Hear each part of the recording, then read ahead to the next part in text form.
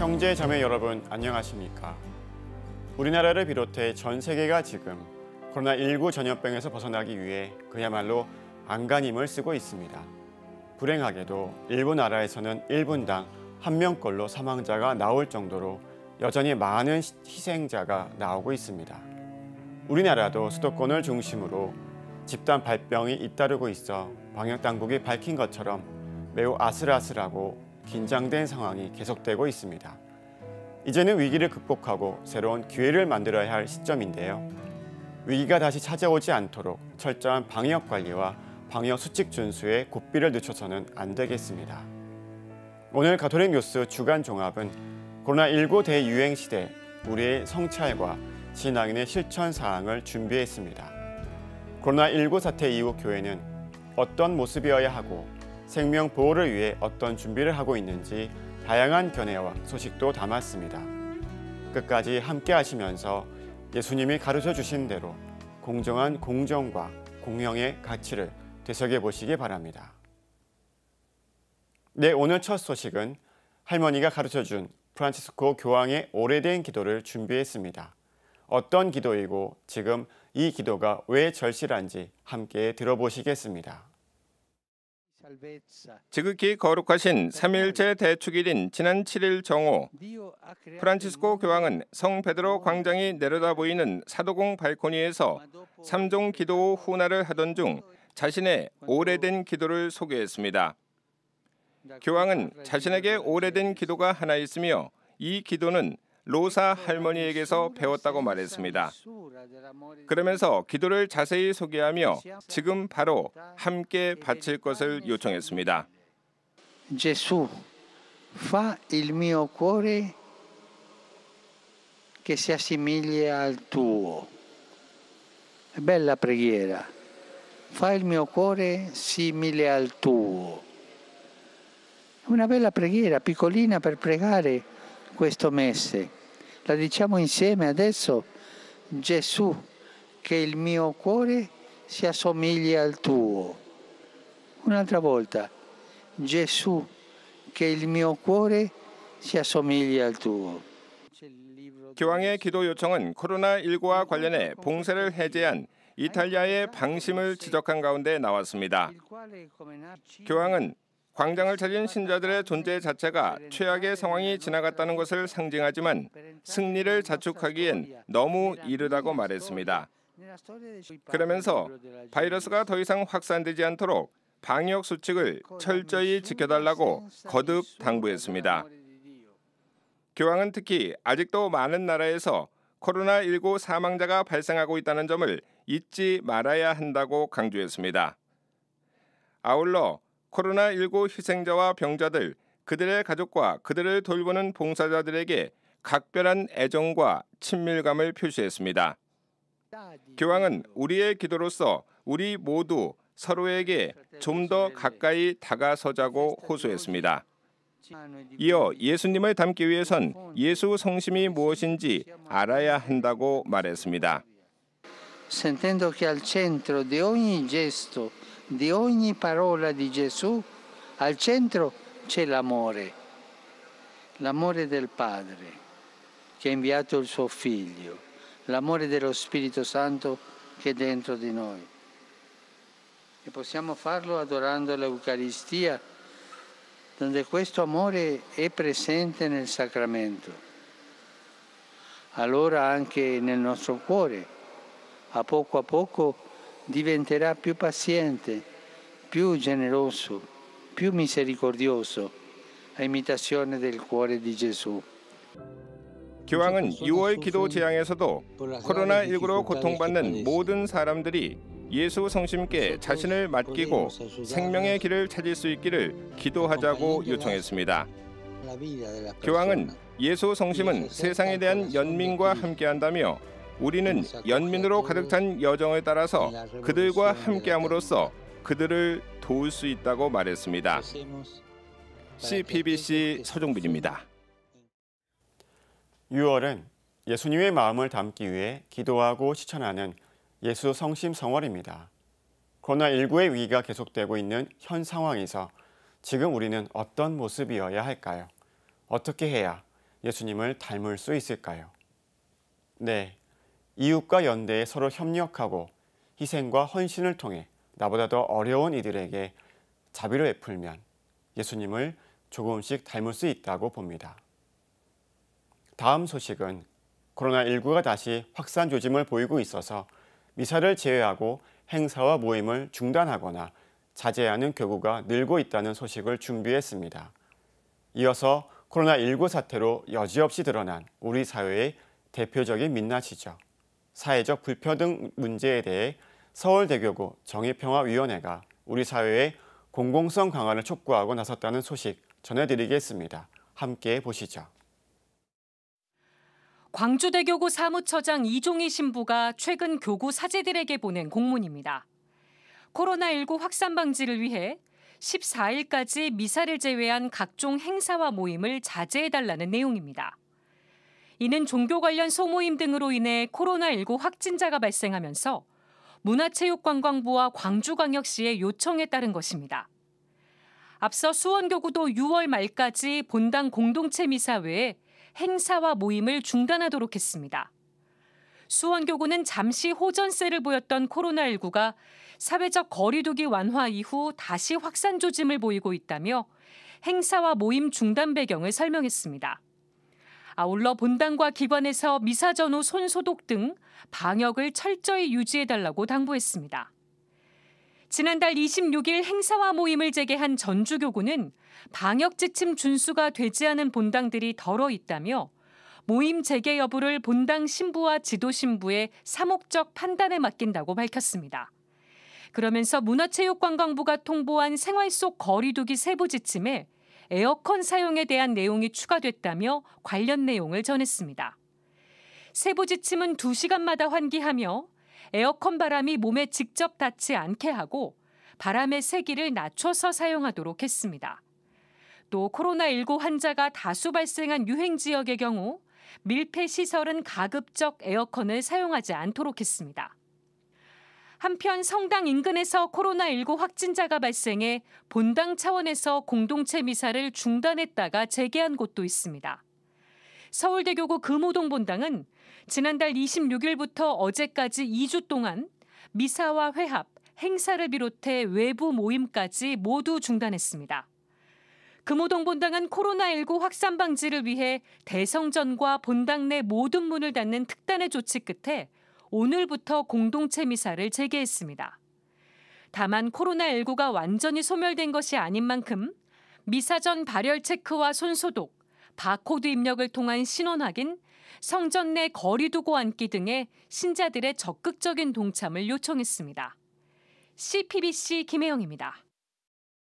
코로나19 사태를 가톨릭 교회의 시선으로 성찰하고 대안을 모색한 자료집이 나왔습니다. 서울대교구 정의평화위원회는 최근 발간한 사회현안 자료집에서 코로나19로 삶을 위협받고 있는 사회적 약자들을 주목했습니다.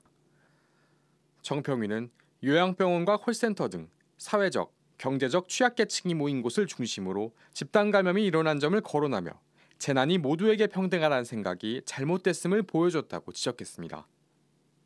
정평위는 코로나19 확진자가 병실을 찾아 이동하다가 사망한 사례도 언급했습니다. 코로나19 피해가 극심했던 대구와 경북 지역엔 4만 개가 넘는 병실이 있었지만 5천 명가량의 확진자를 제대로 수용하지 못했습니다. 김윤 서울대의대 교수는 전체 병실의 90%를 차지하는 민간 병원들이 병상을 내놓지 않았기 때문이라고 비판했습니다. 서울대교구 정평위는 의료체계의 공공성 붕괴로 약자들이 사회안전망의 사각지대에 있었다고 지적했습니다. 그러면서 백신과 인공호흡기, 마스크 등 필수 의료 장비에 대한 공공성도 강화해야 한다고 제안했습니다. 실제로 의료 서비스가 대부분 민영화된 미국에선 비용 때문에 코로나19 검사나 치료를 받지 못한 사람들이 속출했습니다. 공공성 강화를 통한 건강권 보호는 가톨릭 교회의 가르침과도 직접적으로 연결됩니다. 가톨릭 교회 교리서 2287항에는 시민들의 건강을 돌보려면 의식주, 보건, 기초교육, 직업, 사회복지 등이 갖춰지도록 사회가 도와야 한다고 나와 있습니다. 서울대교구 정평위는 전염병을 근본적으로 해결하기 위한 전제 조건으로 기후위기 극복도 제안했습니다. 기후위기로 생태계가 변하면서 전염병 매개체가 늘고 있고 전염병 대유행이 만성화될 가능성도 제기되고 있기 때문입니다. 프란치스코 교황 역시 코로나19 대응을 위해 취약계층을 보듬으며 기후위기 극복에 나설 것을 강조했습니다. Come la tragica pandemia di coronavirus ci sta dimostrando, soltanto insieme e facendoci carico dei più fragili possiamo vincere le sfide globali. La lettera enciclica Laudato Si ha proprio questo sottotitolo, sulla cura della casa comune. Dobbiamo crescere nella coscienza della cura della casa comune. 서울대교구 정평위는 마지막으로 공공성이 바탕이 된 지속가능한 제도를 만들어야 앞으로 다가올 재난에 더 효율적으로 대처할 수 있다고 강조했습니다. CPBC 장현민입니다. 네, 들으신 것처럼 코로나19로 미사를 제외한 각종 행사와 모임은 제한되고 있지만 고통받는 이웃을 돕기 위한 각 교구의 나눔 행보는 그 어느 때보다도 활발하게 이루어지고 있습니다. 긴급 생계비 지원, 마스크 기부, 노숙인에 대한 도시락 나눔까지 다양한 방법으로 취약계층을 돌보고 있습니다. 프란치스코 교황님께서는 옆집을 위한 연대의 꽃을 피우자면서 이런 말씀을 하셨습니다. 이제는 쓰고 남은 것을 나누는 것만으로는 충분하지 않습니다. 채무를 탕감하고 분쟁을 종식하며 시장의 논리가 아닌 채무자의 능력에 따라 대응하는 사회적 연대가 필요합니다. 라고 언급하셨습니다. 약자에 대한 연대 장치가 정책적, 제도적으로 치밀하게 마련돼야 할 것으로 보입니다. 네, 이번에는 코로나19 시대 우리 신앙인들은 신앙 실천을 어떻게 했는지 설문조사 결과를 돌아보시고요. 이어서 코로나19 이후 교회는 변화된 일상에서 어떻게 사목 활동을 해야 하는지 황창현 신부의 견해를 들어봤습니다.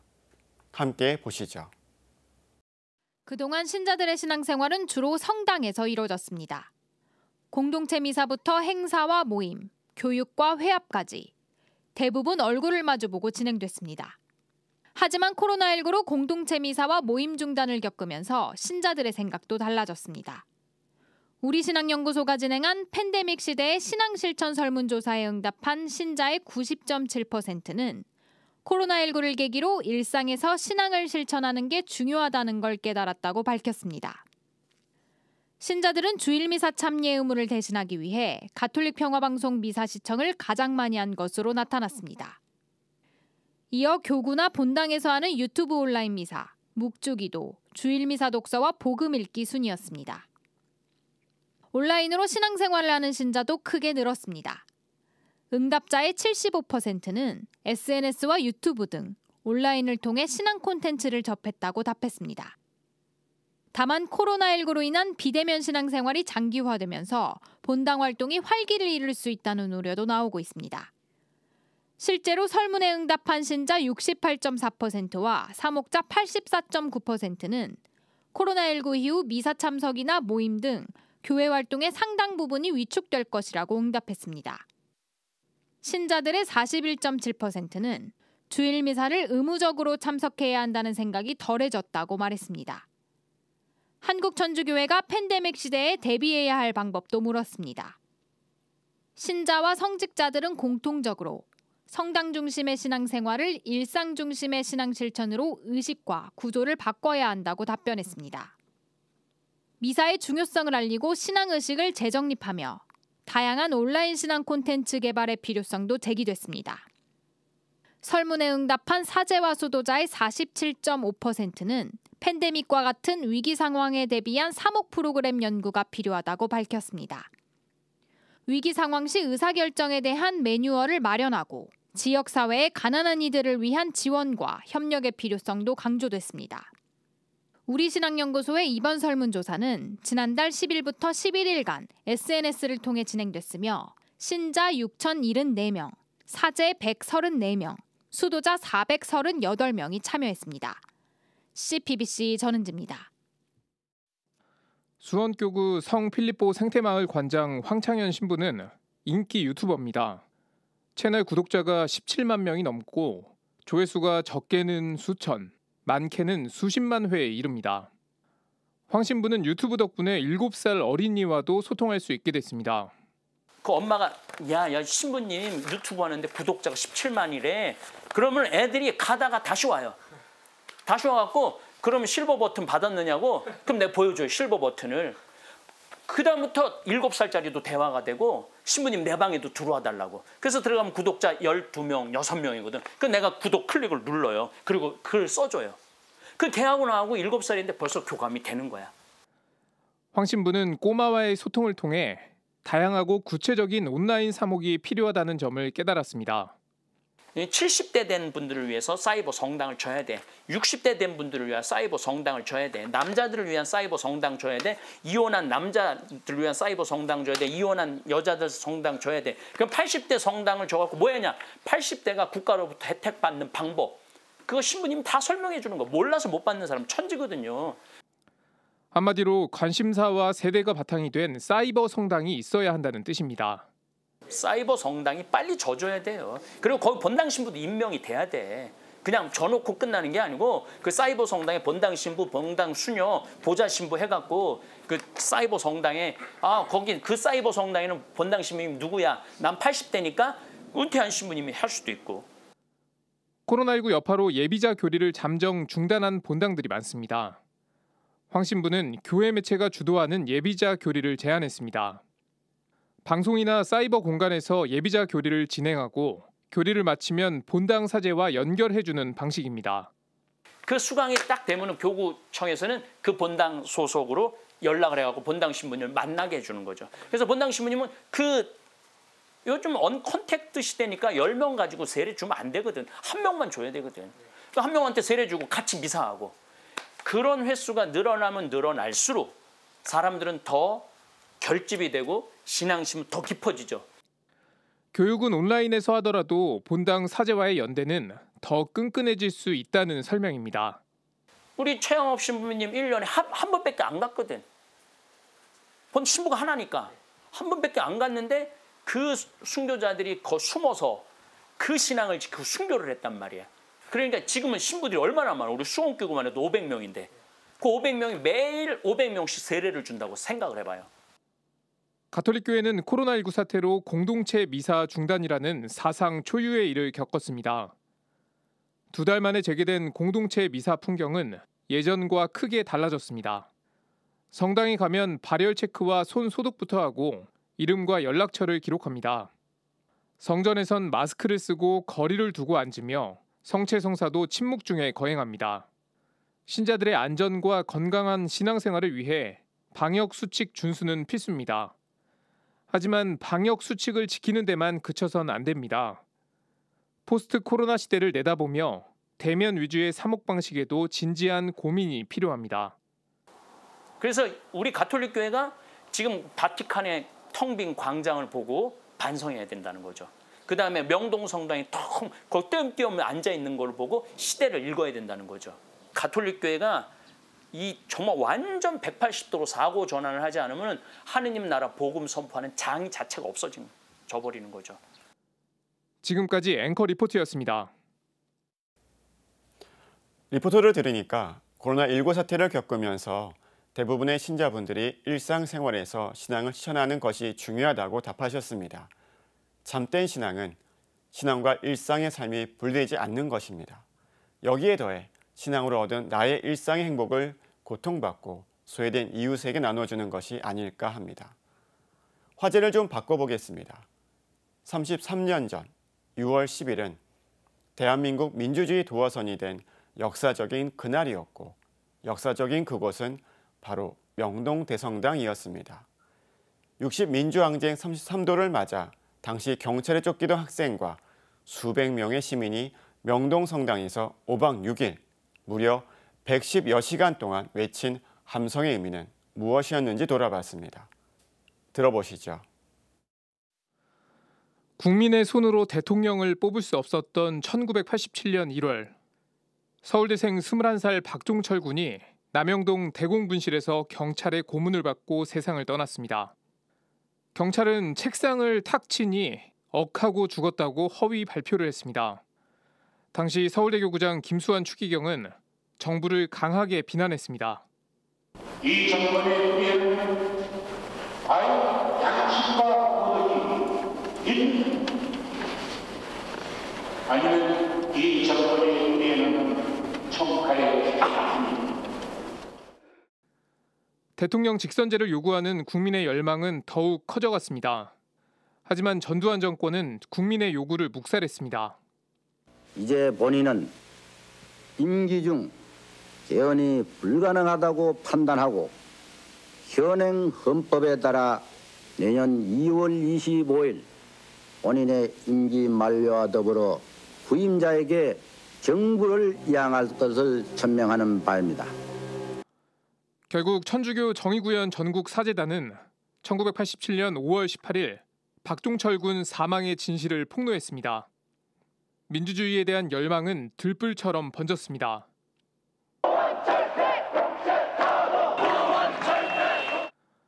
연세대생 이한열 군이 최루탄에 맞아 쓰러지면서 군사정권에 대한 국민의 분노는 폭발했습니다.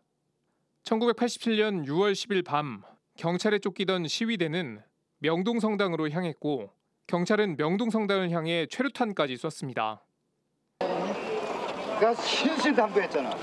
성당에 쏘지 말라고.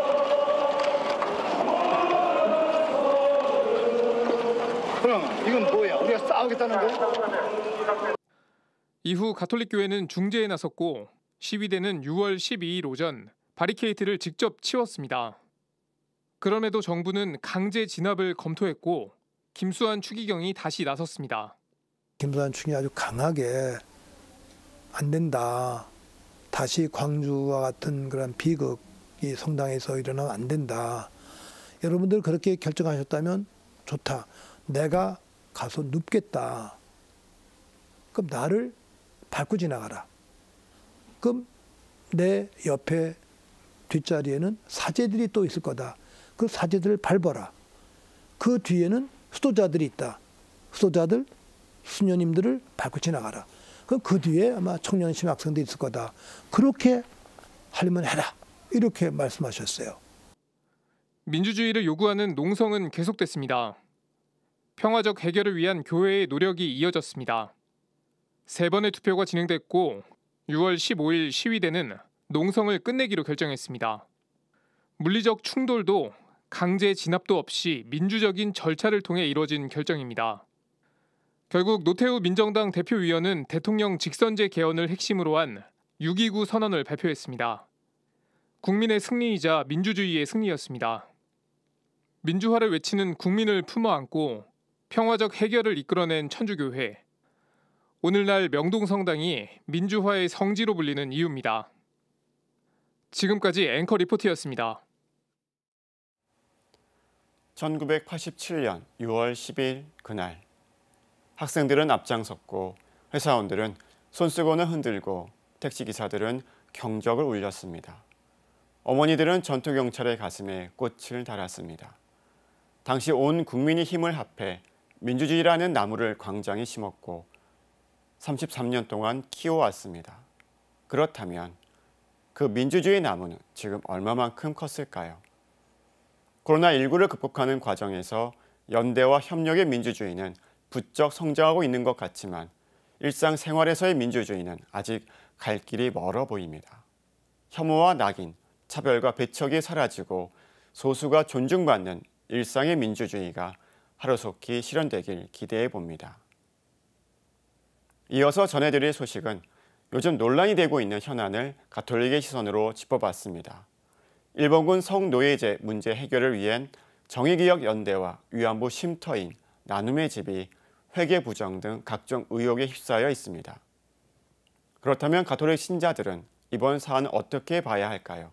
함께 보시겠습니다. 정의기억연대에 대한 의혹은 30여 년간 정의연과 함께한 일본군 위안부 피해자 이용수 할머니의 기자회견으로 시작됐습니다. 천주교 신자인 이용수 할머니는 정의연이 후원금과 정부 지원금을 할머니들에게 제대로 전달하지 않았다고 주장했습니다. 이는 한국정신대 문제대책협의회 대표를 거쳐 정의기억연대 이사장을 지낸 더불어민주당 윤미향 의원에 대한 의혹으로 이어졌습니다.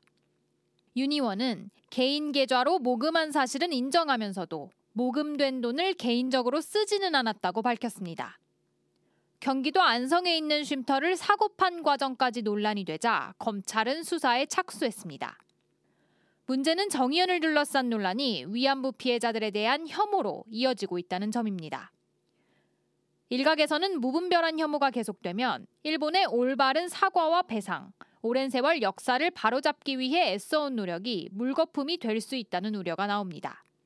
국제적으로 우리 국가가 주도해왔던 전시성 폭력 문제 또는 제국주의의 식민지 지배의 반인간성 문제들에 대한 국제 사회에서의 위상도 추락할 수 있기 때문에 굉장히 좀 검찰도 법원도 언론도 또 시민 일반도 조심스럽게 접근해야 할 문제가 아닐까 그렇게 생각을 합니다.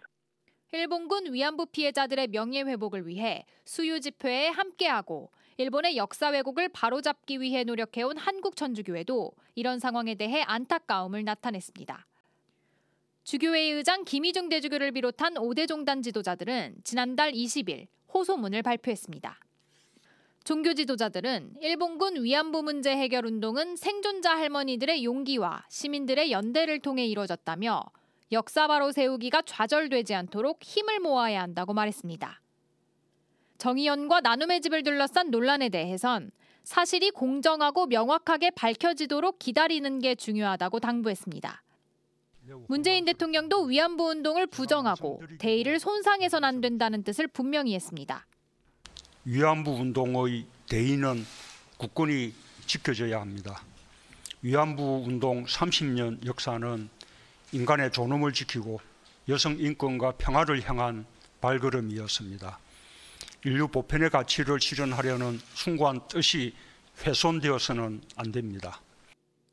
BBC 전은지입니다. 역사를 바로 세우면 역사가 우리의 현재를 위로하고 우리의 미래를 밝혀준다고 생각합니다.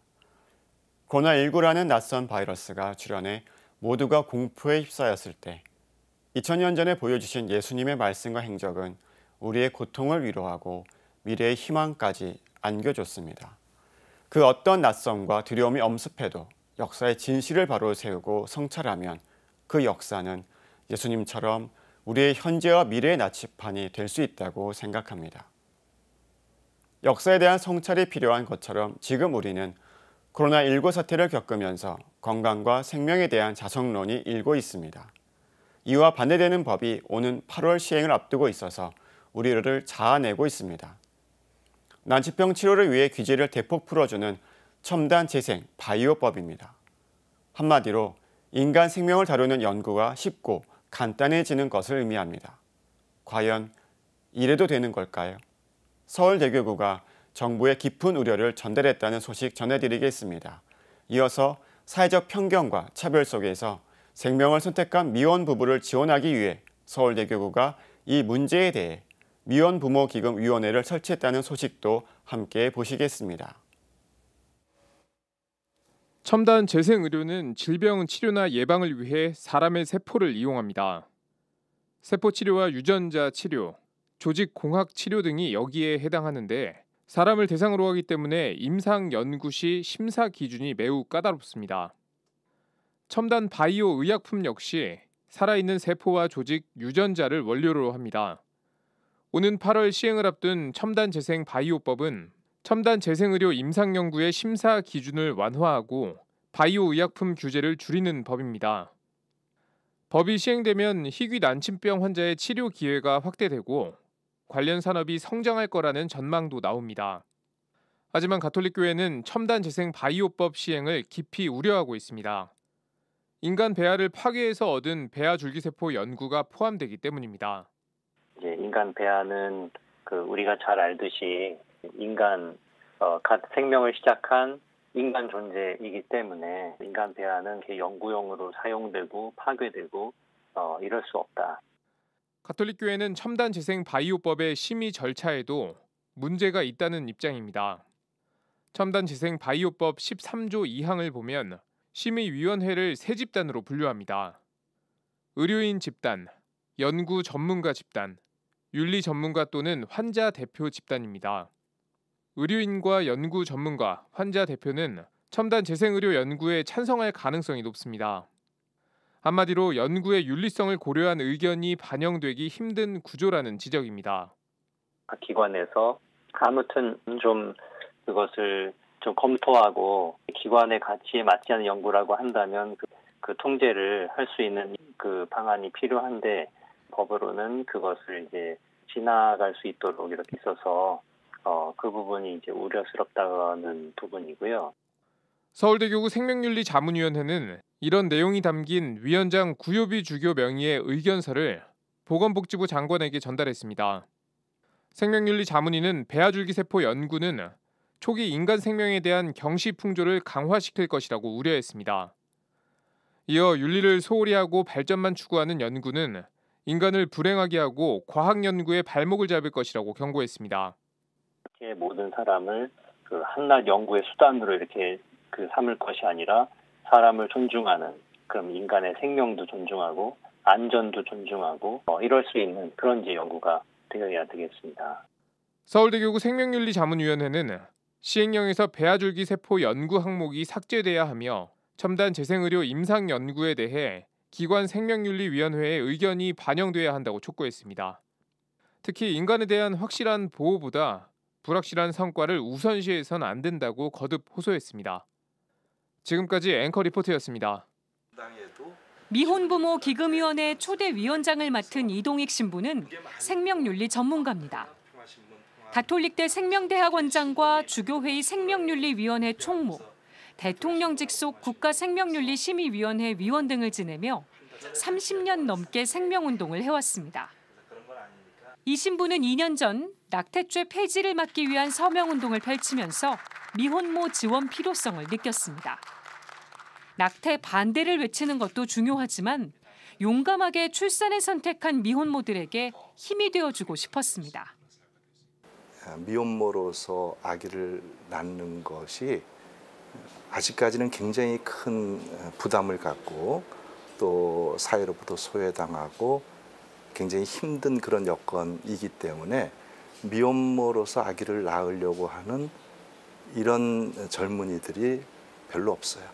생명을 선택한 이런 사람들에게 박수를 쳐줄 수 있는 이런 사회가 될 수 있었으면 하는 이런 바람으로서 이런 일을 시작을 했죠.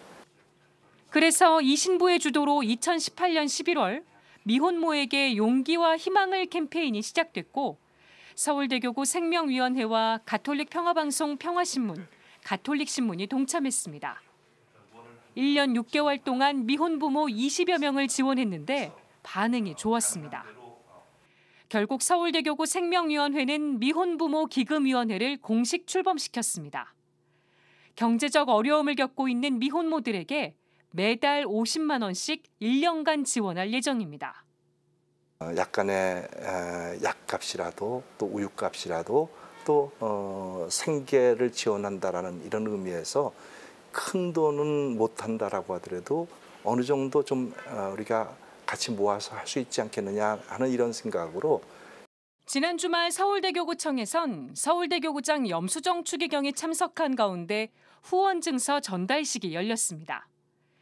종교를 초월해 16명의 미혼부모가 미혼부모 기금위원회에 지원을 받게 됐습니다. 지원 대상은 가톨릭교회가 운영하는 미혼모 시설에 추천을 받아 선정됐습니다. 이동익 신부는 앞으로 본당 신부의 추천을 받는 방안도 고려 중입니다. 각 본당의 신부님들한테도 추천을 받을 수 있겠다 이렇게 생각을 하거든요. 본당이 사실 직접적으로 더 많은 사람들을 대하고 있으니까 또 사정을 더 많이 알 수 있으니까. 미혼부모 기금위원회의 활동을 뒷받침할 미혼부모 후원회도 구성됐습니다. 후원회는 박윤자 안젤라 회장을 주축으로 미혼부모 지원에 함께할 후원회원을 모집하고 미혼부모에 대한 인식 개선에도 나설 예정입니다.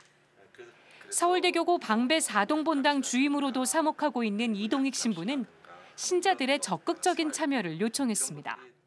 가난한 사람을 도와주고 이웃을 내 몸같이 사랑하고 그리고 고아와 가부들을 돌봐주고 하는 이런 예수님의 대사회 가르침의 핵심은 생명이거든요. 우리 신자 여러분들 정말 하느님을 사랑하는 마음으로 생명 사랑하는 마음을 더 보태가지고 이 후원회에 꼭 함께해 주시기를 바랍니다. 이 신부는 홀로 아이를 키우고 있는 미혼 부모들에게 따뜻한 격려도 보냈습니다. 어려움이 있을 때 가까운 성당의 신부님들 한번 찾아가시고, 그리고 우리 교구에도 생명위원회가 있으니까 여기에도 찾아오셔가지고 그 어려움을 나눠주신다라고 한다면 최대한 우리가 함께하면서 그 어려움을 덜어드리도록 노력을 하겠습니다. 미혼부모 기금위원회는 9월 7일 염수정 추기경 주례로 후원 회원을 위한 미사를 봉헌하고 더욱 활발한 활동을 펼쳐나갈 계획입니다. 후원 문의는 서울대교구 생명위원회로 하면 됩니다. CPBC 김혜영입니다. 인류의 환경보호 가치는 개발과 환경이 균형점을 찾는 지속가능한 발전입니다. 그 중심에는 모든 생명에 대한 보호와 존중이 있습니다. 살아있는 인간의 세포와 조직, 유전자를 원료로 하는 반생명적 인간 연구는 법적, 제도적으로 결코 허용되어서는 안 될 것입니다. 네, 이어서 가톨릭 문화계의 활동 소식을 전해드리겠습니다. 정갈한 글씨로 사랑을 전하고 어려운 이웃을 돕는 단체가 있는데요. 바로 가톨릭 글씨 문화 연구회입니다. 그 첫 번째 회원전 그 현장에 기자가 다녀왔습니다. 함께 보시겠습니다. 한 글자 한 글자 정성스럽게 써내려간 글씨들이 정갈하게 걸려 있습니다. 성경 말씀과 시구절 등이 기쁨과 위로, 사랑과 평화를 전합니다. 2017년에 창립한 가톨릭 글씨문화연구회가 기쁨을 쓰다를 주제로 첫 번째 회원전을 열고 있습니다. 가톨릭 글씨문화연구회는 캘리그라피와 서예, 전각 등 다양한 글씨를 통해 주님의 사랑을 전해왔습니다. 특히 캘리그라피는 코로나19로 신앙을 잃어가는 신자와 냉담 교우들, 무엇보다 젊은이들에게 부담 없이 다가가는 선교의 도구가 되고 있습니다. 그래서 이번 전시회는 어두울수록 눈에 띄는 등불처럼 어려움에 처한 이웃들에게 기쁨과 희망의 자리를 지향하고 있습니다. 한국천주교 평신도 사도직 단체협의회 손병선 회장도 가톨릭 글씨문화연구회 회원입니다. 이번에 이 회원전 주제 자체도 기쁨을 쓰다라는 그런 주제여서 이혜인 수녀님 많은 그 시 중에서 기뻐하게 하소서 이 시를 택하게 됐고요. 이 식기 안에 이 기쁨의 씨앗이 내 마음 안에 또 신앙 안에 자라서 그게 곧 나 자신의 성화로 끝나는 게 아니고 많은 이들에게 나눔 또 기쁨을 이렇게 뿌릴 수 있는 61명의 회원들은 이번 전시회를 통해 캘리그라피뿐만 아니라 시서화, 전묘도, 전각에 이르기까지 70여 점의 다양한 작품을 선보이고 있습니다. 보시게 되면 여기는 이 돌을 새긴 걸 갖다가 날인을 한 거고요. 날인을 한 거고, 그렇게 되면 돌에 새길 때는 이 글자와 반대로 새겨야 되겠죠. 그래야 이렇게 제대로 된 글씨가 나오기 때문에 그렇게 했고, 제가 한 작품은 진복 8단, 저희 참 행복 있죠. 행복하여라 가난한 사람들 여러 가지 나왔던 그 장을 전체적으로 오른쪽부터 왼쪽까지. 가톨릭 글씨문화연구회는 지난 주말 전시장을 방문한 이들에게 엽서와 손수건 등의 캘리그라피를 써주는 캘리 버스킹 행사도 열었는데 호응이 좋았습니다. 회원들은 작품 판매 수익금 일부와 캘리 버스킹 행사 수익금 전액을 한마음 한몸 운동본부가 펼치는 자살 예방 사업에 전달할 예정입니다. 요즘처럼 코로나19 때문에 어려운 시간에 냉담자들이 엄청 많습니다. 그분들이 그 열심하던 신자들이 교회에 돌아오기 어려운 부분이 생기지 않을까 굉장히 걱정스러워하는 분들이 많이 계십니다. 지금 여기 오시는 분들, 또 방송을 보시는 분들, 또 지금도 혼자 힘들어하시는 분들, 그런 분들이 말씀으로 치유받고 그 말씀을 나눔으로써 우리가 신앙으로 다시 이렇게 모이는 그런 좋은 기회가 됐으면 좋겠고요. CPBC 이심입니다.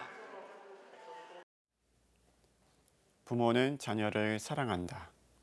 이는 너무도 당연하게 동서고금을 막론하고 모든 가정에 통용되는 말입니다. 동물도 사람처럼 자기 새끼를 목숨 걸고 사랑합니다. 그런데 동물 세계에도 공동 육아를 하는 동물들이 있습니다. 자기 새끼가 아닌데도 먹을 것을 주고 돌봐줍니다. 이는 험난한 야생에서 살아남기 위해 서로가 서로에게 의지하기 위해서라고 합니다. 원래 우리나라도 마을의 공동 노동 조직인 두레를 통해 육아를 공동으로 담당했었습니다. 부모뿐만 아니라 마을 전체가 아이를 함께 키웠고 이것이 마을 공동체가 상부상조하는 토대 역할을 해왔습니다. 그래서 아이에게 생기는 문제는 부모만의 문제가 아니라 마을의 공동 책임이었습니다. 운명 공동체로서 마을을 지켜오는 힘이 됐던 것입니다. 최근에 일어났던 2건의 아동학대 사건은 계부와 계모가 있는 재혼 가정이었습니다. 그런데 같은 9살인 천안 계모의 친아들은 몸무게가 40kg이었고 세상을 떠난 의붓아들은 겨우 23kg이었습니다. 무려 17kg 차이가 납니다. 9살 아이의 삶이 얼마나 고통스러웠을까요? 통계를 보면 2018년에 결혼한 전체 부부 가운데 남성은 16%, 여성은 18.1%가 재혼을 했고 부부가 모두 재혼한 경우는 11.9%를 차지했습니다. 이미 재혼 가정이 적지 않은 상황입니다. 이제는 부모와 자녀로 이루어지는 가족 구성이 다양한 가족 형태로 나타나고 있습니다. 그러나 변하지 않고 변하지 않아야 하는 것은 모든 부모는 모든 자녀를 똑같이 사랑하고 건강하게 자랄 수 있도록 양육해야 한다는 것입니다. 계모, 계부라고 해도 예외가 될 수는 없습니다. 특히 사회는 외면하지 않고 자녀의 양육에 공동 참여하고 책임을 져야 합니다. 자녀 양육에서 부모 개인에게만 맡기지 않고 사회가 공동 책임을 지는 것, 우리 사회를 더욱 건강하게 하고 일치시킬 수 있습니다. 누구든지 어린아이 하나를 내 이름으로 받아들이면 나를 받아들이는 것이다. 예수님의 이 말씀이 지금 우리 사회에 무겁게 다가옵니다. 오늘 사제의 눈은 친아들 40kg, 의붓아들 23kg, 누구의 자녀입니까? 였습니다. 평화를 빕니다.